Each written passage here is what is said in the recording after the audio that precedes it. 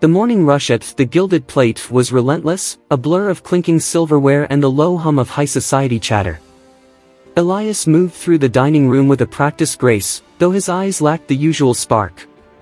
Every time his phone vibrated in his pocket, his heart skipped a beat. He wasn't supposed to have it on the floor, but today was different. Today, his younger brother, Leo, was home alone with a fever that wouldn't break, and the makeshift baby monitor app was his only lifeline. Elias was 24, working double shifts to cover the mounting medical bills for Leo's chronic respiratory condition. Their parents were gone, leaving Elias as the sole anchor for a 10-year-old boy who dreamed of running through parks he could barely walk across. Elias didn't mind the exhaustion, he minded the risk. And at a 5-star establishment owned by the ruthless Julian Vane, risks were rarely tolerated. Elena Vance sat at a corner table, her presence commanding yet quiet. As the CEO of a global tech empire, she was used to being the most powerful person in the room, but she preferred to observe rather than be observed. She watched Elias. She noticed how he'd pause for a microsecond near the kitchen door to glance at his pocket, and how his hands trembled slightly as he poured water. To anyone else, he was just a waiter. To Elena, he was a man carrying a mountain. The tension snapped when Leo's voice crackled through the phone, a muffled, panicked cough that Elias could hear even through the fabric of his trousers. Instinct took over. Elias ducked into the narrow hallway leading to the staff lockers, pulling out the phone. Leo? Leo, breathe with me, buddy. Use the inhaler next to the lamp. I'm right here. He didn't see the floor manager, Mr. Henderson, standing in the shadows. Henderson was a man who valued prestige over people. He snatched the phone from Elias's hand, his face purple with indignation. Personal calls on the floor. During the lunch rush. You're done, Elias. Hand over your apron. You're fired. Elias pleaded, his voice breaking. Sir, please. My brother, he's sick, he's alone. I just needed to know he was okay. I don't pay you to be a nurse, Henderson sneered. I pay you to serve. Get out before I have security escort you. Elena Vance had followed them. She stood at the edge of the hallway, watching the life drain out of Elias's face. He didn't fight back anymore, he simply bowed his head, took off the apron, and walked toward the back exit. He didn't even ask for his final paycheck, he just needed to get to Leo. Henderson turned, smoothing his suit, only to find Elena standing in his path. A bit harsh for a phone call, don't you think? She asked, her voice like ice. He knew the rules, Ms. Vance, Henderson replied, trying to muster a sycophantic smile. We maintain a standard here. Your standard is hollow, Elena said. She didn't argue further.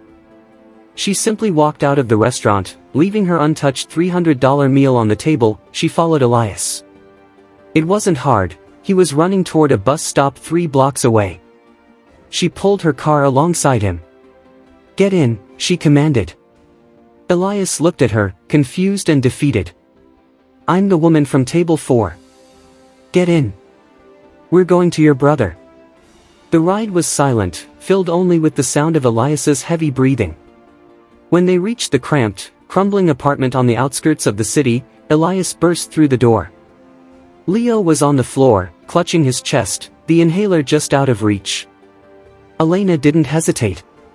She had grown up in neighborhoods like this, she knew the panic of poverty.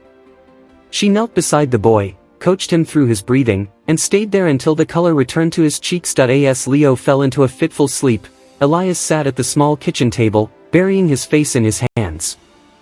I lost the job, he whispered. I don't know how I'm going to buy his medicine next week. Elena looked around the room. It was spotless despite being old. On the wall were drawings Leo had made, intricate designs of playgrounds and gardens. Why hasn't he had the surgery? She asked. $80,000, Elias laughed bitterly. I might as well try to buy the moon. Elena stood up and walked to the window. Mr. Henderson thinks a standard is about how you pour wine. He's wrong. A standard is how you treat the people who have nothing to offer you. She didn't write him a check. Instead, she spent the next 3 hours on the phone. By sunset, a private ambulance arrived to take Leo to the city's top pediatric wing. 2 weeks later, the Gilded Plate was buzzing with news. The restaurant had been bought out overnight by an anonymous holding company. Mr. Henderson stood at the entrance, eager to impress the new owner. When the black sedan pulled up, it wasn't just Elena who stepped out. It was Elias, dressed in a sharp, charcoal suit, looking like a man who had finally slept for the first time in years. "What is he doing here?" Henderson stammered, stepping forward. Elena looked at Henderson. "He's the new general manager. And I'm the new owner. You, however, are being relieved of your duties. I believe you said it yourself, you don't pay people to be nurses." "Well, I don't pay people who lack a heart." The story didn't end with revenge. Elena and Elias transformed the restaurant into a foundation hub. A portion of every meal served went into a fund for families of service workers facing medical crises.